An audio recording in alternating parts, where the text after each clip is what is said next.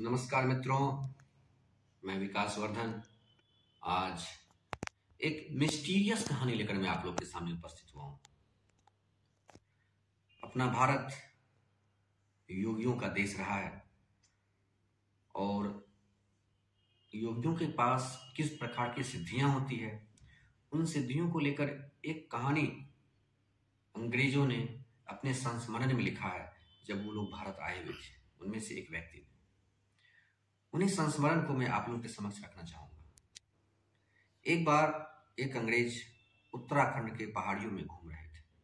किसी काम से जा रहे होंगे कहीं। रास्ते में उन्होंने देखा कि एक युवक की लाश पड़ी हुई है। उन्होंने सोचा कि युवक की लाश यूं ही कैसे पड़ी हुई, लगता है किसी ने सबको जलाया नहीं या दफनाया नहीं। उन्होंने सोचा कि मैं संबंधित विभाग को इस बात की जानकारी दूंगा, और ऐसा सोच करके वो वहां से आगे बढ़े। कुछ दूर आगे बढ़े तो देखे कि वृद्ध व्यक्ति लाठी लेकर किसी तरह से डगमगाता हुआ ऊपर चढ़ता हुआ आ रहा था। क्योंकि रास्ता सुनसान था, कोई था नहीं, एक दो व्यक्ति ही थे, इसलिए उन्हें याद थी बात।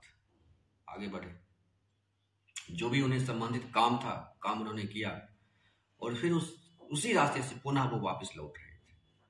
पुनः जब वो वापस लौट रहे थे तो देखा कि जिस युवक की लाश उन्होंने देखी थी पहाड़ी पर लेटे हुए, वह युवक जीवित होकर उनके सामने वापस आ रहा था। बहुत चकित रह गए, उन्हें लगा कि भूत तो नहीं है। लेकिन जब वो डरे तो उस युवक ने कहा कि डरिए नहीं, मैं भूत नहीं हूं, मैं जीवित हूं। उन्होंने कहा लेकिन तुम तो मरे हुए थे। बोले हाँ, आपने सही देखा कि मैं मरा हुआ था, यह शरीर मरा हुआ था, मैं तो जिंदा ही था। आपने यह भी गौर किया होगा कि आपके सामने से एक वृद्ध व्यक्ति आ रहा था, वो मैं ही था।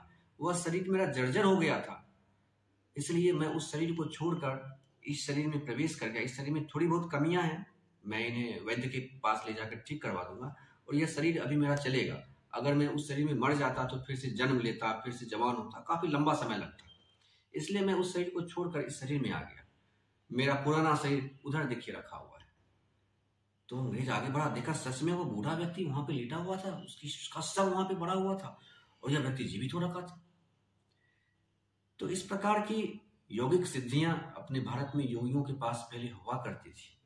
हमारा भारत आध्यात्मिक दृष्टि से बहुत ही समृद्ध हुआ करता था। यह हमारे लिए बहुत ही गौरव की बात है।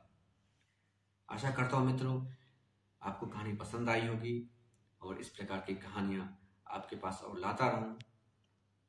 इसके लिए आप कहानी को, चैनल को सब्सक्राइब करें, लाइक करें और कमेंट भी करें, ताकि आपके मन में क्या विचार उठते हैं इन कहानियों को लेकर, वो हमें पता चल सके। बहुत बहुत धन्यवाद।